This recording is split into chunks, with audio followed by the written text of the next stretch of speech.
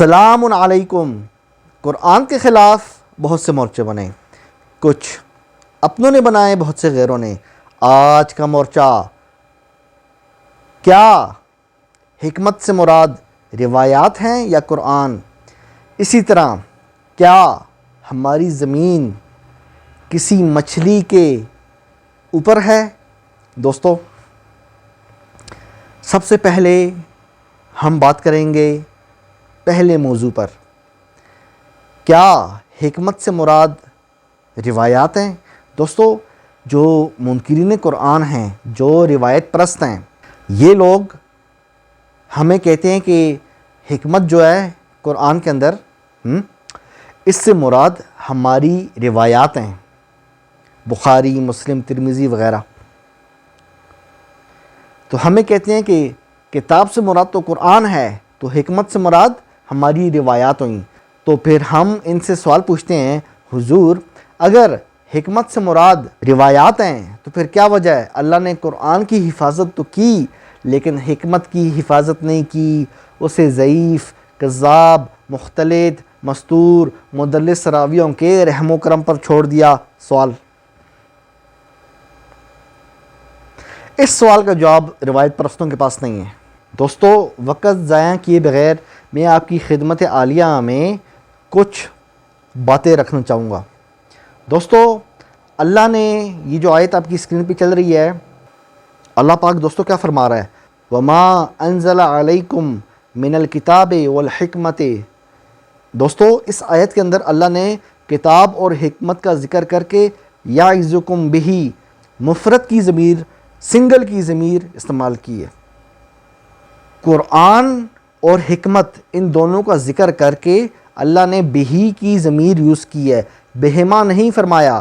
معلوم ہوا کہ حکمت سے مراد قرآن ہی ہے۔ حکمت قرآن کا ایک وصف ہے، وہ تمہیں اس کے ذریعے نصیحت کرتا ہے، یعنی واحد ضمیر بہی استعمال کی۔ اور کتاب اور حکمت دو الگ اگر مستقل چیزیں ہوتیں تو عربی زبان کا تقاضا تھا کہ کہا جاتا بہما، دونوں کے ذریعے، مگر اللہ نے ایسا نہیں فرمایا بلکہ دونوں کو ایک ہی حقیقت قرار دے کے واحد ضمیر استعمال کی۔ یہ اس بات کا واضح قرینہ ہے کہ الکتاب والحکمہ دراصل ایک ہی چیز کے دو نام یا دو پہلو ہیں، نہ کہ دو الگ مأخذ۔ سمجھ لو؟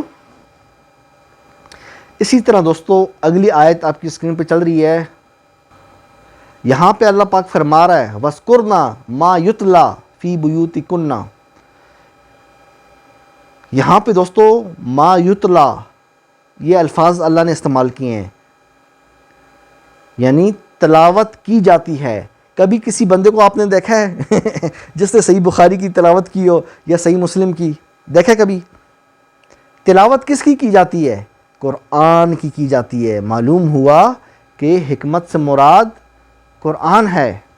اسی طرح دوستو ایک اور مثال، حضرت عیسیٰ علیہ السلام، وہ فرماتے ہیں قد جئتکم بالحکمت، میں تمہارے پاس حکمت لے کر آیا ہوں۔ وہ کیا ہے؟ وہ انجیل۔ معلوم ہوا حکمت سے مراد قرآن ہے۔ آیت پرست کہتے ہیں نا، حکمت سے مراد ہماری روایات ہیں۔ او بھائی، یہ حکمت سے مراد تمہاری روایات کس طرح ہو سکتی ہیں؟ اللہ نے اس کی حفاظت ہی نہیں کی۔ یہ کیسی حکمت ہے جو محفوظ نہیں ہے، جس کی اللہ نے حفاظت نہیں کی، بلکہ ضعیف، کذاب، مستور، مدلس راویوں کے رحم و کرم پر چھوڑ دیا؟ سوال، الحمدللہ دوستو، ہم نے ثبوتوں سے ثابت کیا کہ قرآن کے ساتھ جو حکمت کا لفظ آیا ہے یہ قرآن کا وصف ہے، نہ کہ کوئی الگ علیحدہ مأخذ۔ حکمت سے مراد قرآن ہے۔ دوستو، چلتے ہیں اپنی دوسرے موضوع کی طرف۔ ہمارا دوستو یہ ماننا ہے کہ عبداللہ ابن عباس رضی اللہ عنہ صحابی، یہ اسرائیلیات یعنی جو یہودی روایات ہیں وہ بیان کیا کرتے تھے، حتیٰ کہ قرآن کی آیات کی تشریح میں بھی اسرائیلیات بیان کیا کرتے تھے۔ ابھی میں آپ کی خدمت عالیہ میں ثبوت پیش کروں گا۔ تو وہ جو کہتے ہیں نا روایت پرست، صحابہ کی جو تفسیر ہے حجت ہے، صحابہ تک اگر سند صحیح ہے تو بس مان لو. اگر صحابہ کی تفسیر، سارے صحابہ میری سر آنکھوں پہ، پہلی بات سارے صحابہ میری سر آنکھوں پہ. کسی کی بات کا رد کرنے کا یہ مقصد نہیں کہ ہم نعوذ باللہ کسی کو کم سمجھ رہے ہیں. اب آپ اپنے بھائی کی یا آپ اپنے والد صاحب کی کسی بات سے اختلاف کرتے ہیں، اس کا یہ مطلب نہیں کہ آپ ان کی عزت نہیں کرتے. سمجھ رہے ہو؟ ہمارا ماننا ہے کہ قرآن کے اندر اللہ نے فرمایا ہے تدبر کرو. کس میں؟ قرآن میں. یہ نہیں فرمایا کہ کوئی صحابی اگر کچھ بیان کر رہا ہے تو اس کو لو. تدبر کرنے کی ضرورت کیا ہے؟ بس صحابہ سے جو چیزیں منقول ہے لے لو. اللہ نے ایسا کچھ بھی نہیں فرمایا. تدبر کرنے کا فرمایا. کیوں؟ ابھی میں آپ کو بتاتا ہوں مزید. عبداللہ ابن عباس رضی اللہ عنہ یہ اسرائیلیات یعنی یہودی روایات بیان کیا کرتے تھے. قرآن کی ایک آیت کی تشریح کرتے ہوئے وہ کیا فرماتے ہیں آپ بھی سنیے. دوستو، قرآن کی جو آیات ہیں، نون والقلم وما یسطرون، نون قسم ہے قلم کی اور ان چیزوں کی جو وہ لکھتے ہیں. اب آپ نے تسلی سے سننی ہے دوستو روایت. عبداللہ ابن عباس فرماتے ہیں کہ اللہ نے سب سے پہلے جس چیز کو پیدا کیا وہ قلم تھا. ٹھیک ہو گیا؟ پھر اس نے قلم کو حکم دیا، اس نے ہر اس چیز کو لکھ دیا جو ہونے والی ہے. پھر اللہ نے پانی کی باب کو بلند کیا، پھر اسی سے آسمان بنائے گئے. پھر نون کو یعنی مچھلی کو پیدا کیا اور زمین کو نون کی پشت پر بچھا دیا.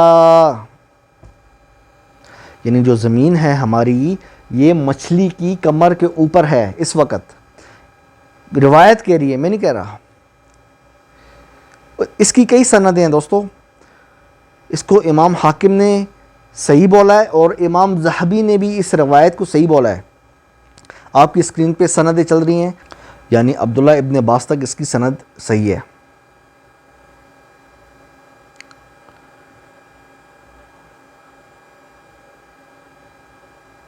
ایک اور روایت میں ہے اور زمین کو نون کی پشت پر بچھایا گیا. پھر نون یعنی مچھلی حرکت کرنے لگی تو زمین ہلنے لگی، پھر اسے پہاڑوں سے جما دیا گیا. دوستو، امام ابن کثیر جو محدث بھی ہے اور مفسر بھی ہے، انہوں نے فرمایا ہے یہ روایت اسرائیلیات میں سے ہے. اب یہ بات کرنے کا مقصد ہے کہ جو میرے سنی دوست سن رہے ہیں، اہل سنت والجماعت، آپ لوگ جو اپنا سوچنے کا جو طریقہ ہے نا تھوڑا چینج کرو. صحابہ کرام سے محبت ہم بھی کرتے ہیں، لیکن یہ مطلب نہیں کہ صحابی نے جو فرما دیا اس کو قرآن پر پیش نہ کریں ہم. اب آپ مانتے ہو کہ زمین مچھلی کے اوپر ہے؟ مانتے ہو؟ سند صحیح ہے. امام ذہبی نے بھی سند کو صحیح مانا ہے، روایت صحیح ہے. مانتے ہو؟ یہی تو میں عرض کر رہا ہوں کہ امام ابن کثیر فرماتے ہیں کہ یہ روایت اسرائیلیات میں سے ہے. کہنے کا مقصد یہ ہے کہ جو چیز صحابہ تک اگر سند صحیح ثابت ہو جائے تو اندھی محبت میں، اندھی تقلید میں اس کو لے کر قرآن کو چھوڑ مت دیا کرو. خود امام ابن کثیر فرما رہے ہیں یہ روایت اسرائیلیات میں سے ہے. اور عبداللہ ابن عباس دوستو بہت زیادہ اسرائیلیات بیان کرتے تھے. ان کی میں ایک اور پیش کرتا ہوں.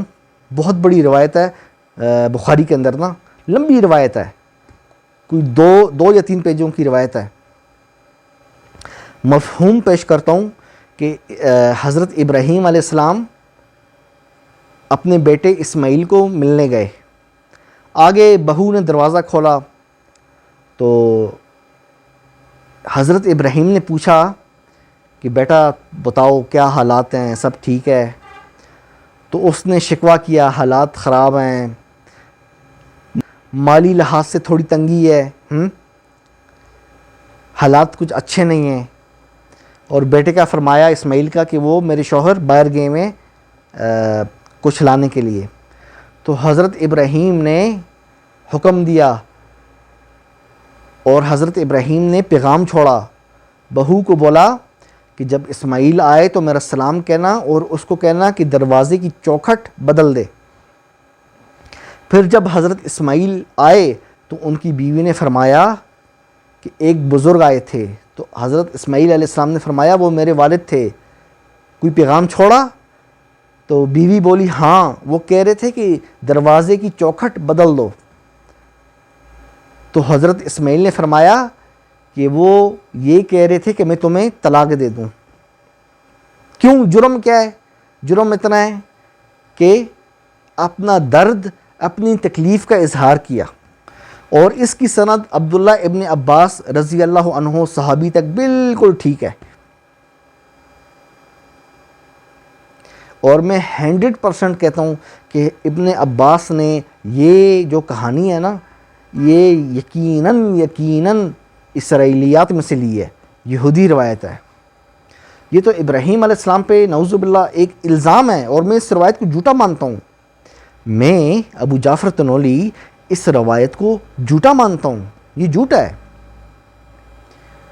یہ اسی طرح ہے کہ آپ کسی بزرگ کے سامنے اپنی تکلیف بیان کرو اور وہ بزرگ آپ کو حوصلہ دینے کے بجائے آپ کی شکایت لگا دے،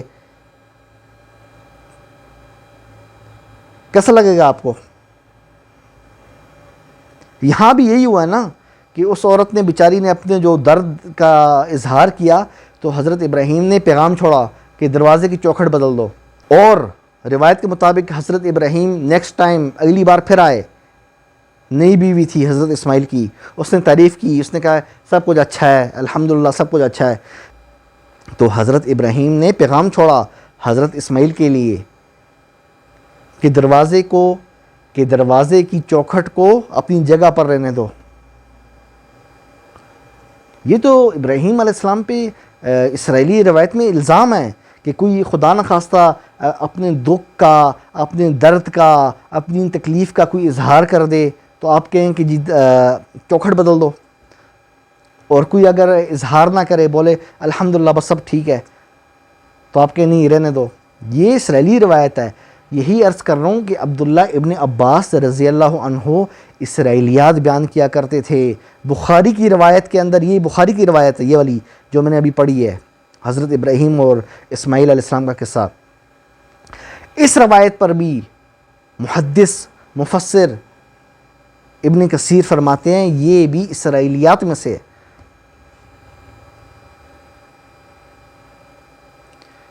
ایک نہیں، دو روایتوں پہ فتویٰ لگا دیا محدث مفسر ابن کثیر نے کہ یہ صحابی عبداللہ ابن عباس رضی اللہ عنہ، انہوں نے یہ روایت اسرائیلیات یعنی یہودی روایت بیان کی ہے۔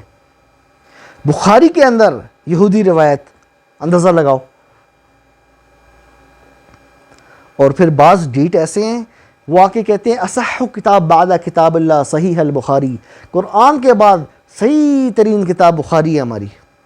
تقدس کی ایک چادر پھیلائی ہوئی ہے۔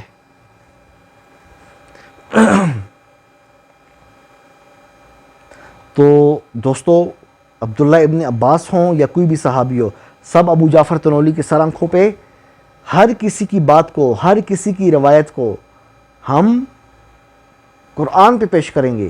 ہم سنی نہیں ہیں کہ صحابہ کی محبت میں ہر چیز کو ہم قبول کر لیں، اور ہم شیعہ بھی نہیں ہیں کہ صحابہ سے نعوذ باللہ نفرت کرنے شروع ہو جائیں۔ نہ، معتدل، درمیانی راہ، سارے صحابہ سر آنکھوں پہ، لیکن ہر کسی کی بات کو قرآن کے میزان میں تولا جائے گا۔ یہ فرقان ہے، یہ نور ہے، یہ محیمن ہے، حق و باطل میں فیصلہ کرنے والا ہے، یہ سیدھا رستہ دکھاتا ہے۔ اس پہ تولو، قرآن کے میزان میں ہر کسی کی روایت کو تولو، صحابی ہو یا غیر صحابی ہو، ہر کسی کی بات کو ہم قرآن کے میزان میں تولیں گے۔ دوستو، میرا ایک اور چینل ہے، میں سوچ رہا ہوں کہ اس پہ ریئیکشن ویڈیوز دوں۔ سمجھ رہے ہو میری بات؟ جس طرح انجینئر مرزا کی کوئی ویڈیو آ گئی، اس کو چلا کے پھر اپنا تبصرہ دوں، یا ذاکر نائک کی یا مفتی طارق مسعود کی ویڈیو لگا کے اپنا تبصرہ کروں میں؟ کیا خیال ہے؟ اگر آپ متفق ہیں تو نیچے کمنٹس میں مجھے بتائیں کہ مجھے کرنا چاہیے یا نہیں کرنا چاہیے. ٹھیک ہے، چینل کو لائک کریں، سبسکرائب کریں، اپنے بھائی ابو جعفر تنولی کو اجازت دیں.